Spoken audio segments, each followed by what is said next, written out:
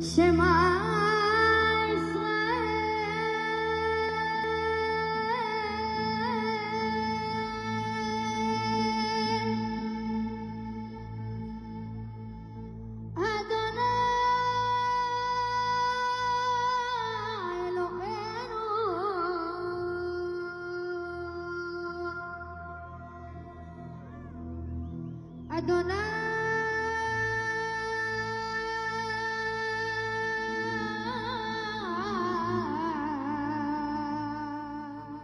यहूदियों का इतिहास मानव सभ्यता के प्राचीन काल से लेकर आज तक की महत्वपूर्ण घटनाओं से भरा हुआ है।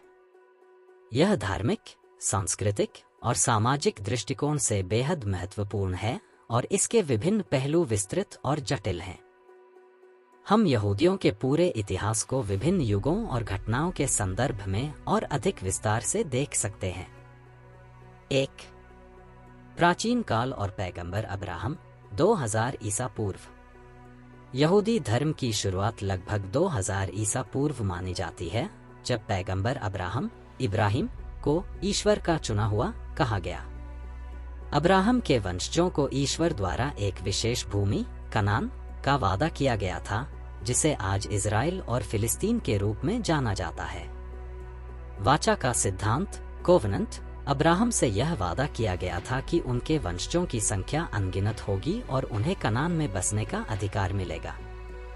यहूदियों के लिए वाचा का यह सिद्धांत उनके विश्वास और धार्मिक जीवन का आधार बना रहा। 2. पैगंबर मूसा और सिनाई का अनुभव 1300 ईसा पूर्व। मिस्र की गुलामी।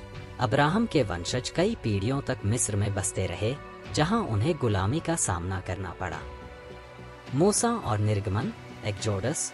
मूसा को यहूदियों का सबसे महत्वपूर्ण पैगंबर माना जाता है। उन्हें ईश्वर से 10 आज्ञाएं 10 कमांडमेंट्स प्राप्त हुईं, जो यहूदी धर्म की आधारभूत नैतिक और धार्मिक सिद्धांत बनी।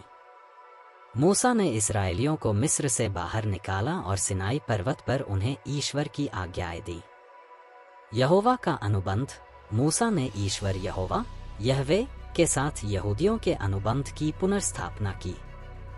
यह सिद्धांत यहूदियों के धर्म और संस्कृति में हमेशा के लिए बंधा रहा। 3. कनान की विजय और इस्राएली राज्य की स्थापना 1000 से 931 ईसा पूर्व।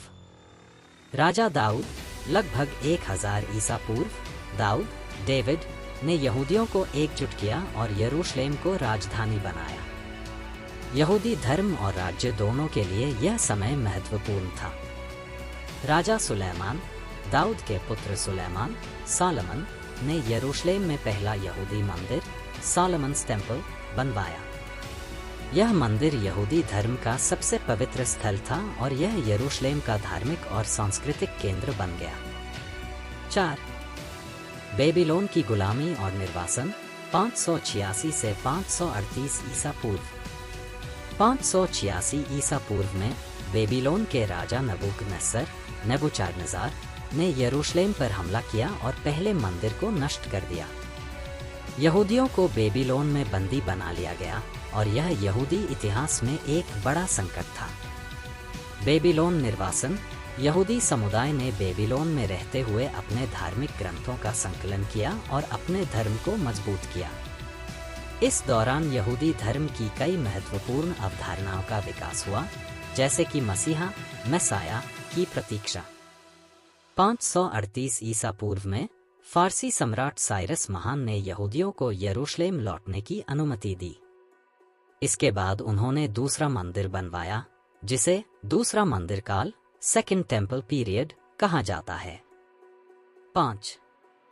ग्रीक और रोमन शासन 331 ईसा पूर्व 70 ईस्वी। 331 ईसा पूर्व में यहूदियों पर यूनानी शासन की शुरुआत हुई। ग्रीक संस्कृति के प्रभाव से यहूदी समाज में कई बदलाव आए, जो यहूदी परंपराओं और ग्रीक संस्कारों के बीच संघर्ष का कारण बने। मकाबियों का विद्रोह 167 से 160 ईसा पूर्व। यूनानी शासन के खिलाफ मकाबियों मैक्काबीस ने विद्रोह किया और यहूदियों ने कुछ समय के लिए स्वतंत्रता प्राप्त की। यह विद्रोह यहूदियों के धार्मिक स्वतंत्रता की रक्षा के संघर्ष के रूप में महत्वपूर्ण है। रोमन शासन और यहूदी रोमन युद्ध 66 से 73 ईस्वी 63 ईसा पूर्व में रोमन साम्राज्य ने यहूदियों पर कब्जा किया। 70 ईस्वी में रोमनों ने यरूशलेम को नष्ट कर दिया और दूसरा मंदिर भी तोड़ दिया। इसके बाद यहूदी समुदाय दुनिया भर में फैल गया, जिसे डायस्पोरा कहा जाता है। 6. डायस्पोरा और मध्य युग में यहूदी जीवन। यूरोप में यहूदी जीवन। डायस्पोरा के बाद यहूदी समुदाय यूरोप, मध्य पूर्व और उत्तरी अफ्रीका में फैल गया। यूरोप में यहूदी समुदायों को कई बार उत्पीड़न, धार्मिक भेदभाव और निष्कासन का सामना करना पड़ा। स्पेन और इस्लामी शासन। 8वीं से 12वीं शताब्दी तक स्पेन में इस्लामी खलीफाओं के शासन के दौरान यहूदियों को सांस्कृतिक और धार्मिक स्वतंत्रता मिली। यह स्पेन के स्वर्ण युग, golden age of Jewish culture in Spain के नाम से जाना जाता है, जहां यहूदी साहित्य, विज्ञान और दर्शन में महत्वपूर्ण योगदान देते थे। यहूदी निष्कासन। 1492 में स्पेन से यहूदियों को निष्कासित कर दिया गया। इसके बाद कई यहूदी पूर्वी यूरोप, पोलैंड और ऑटोमन साम्राज्य में बस गए। 7. आधुनिक काल। सियोनवाद, ज़ायोनिज़्म। 19वीं शताब्दी के अंत में थियोडोर हर्ज़ल ने सियोनवाद की स्थापना की, जो यहूदी राष्ट्र की पुनः स्थापना के लिए एक राजनीतिक और सामाजिक आंदोलन था।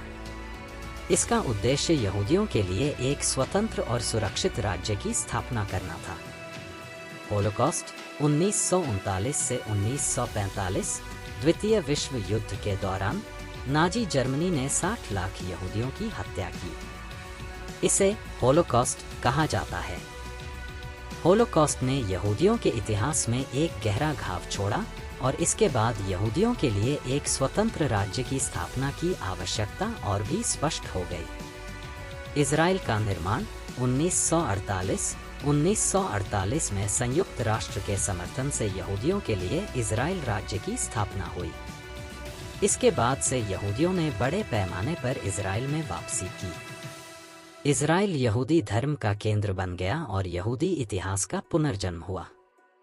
इजराइल फिलिस्तीन संघर्ष। इजराइल की स्थापना के बाद से ही इजराइल और फिलिस्तीनियों के बीच संघर्ष चलता आ रहा है, जो मध्य पूर्व की राजनीति में एक जटिल और विवादास्पद मुद्दा बना हुआ है।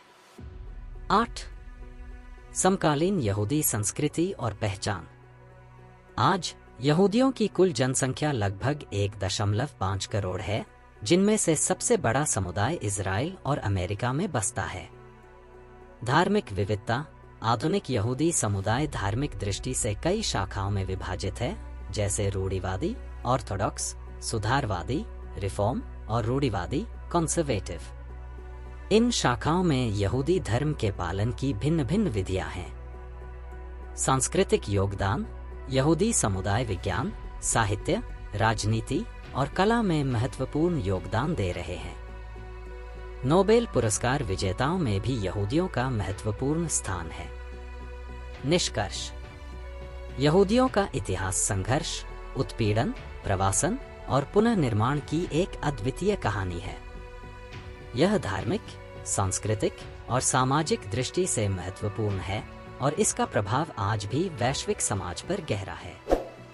अगर आपको इस तरह का इतिहास पसंद है तो सब्सक्राइब करें और शेयर करें। धन्यवाद।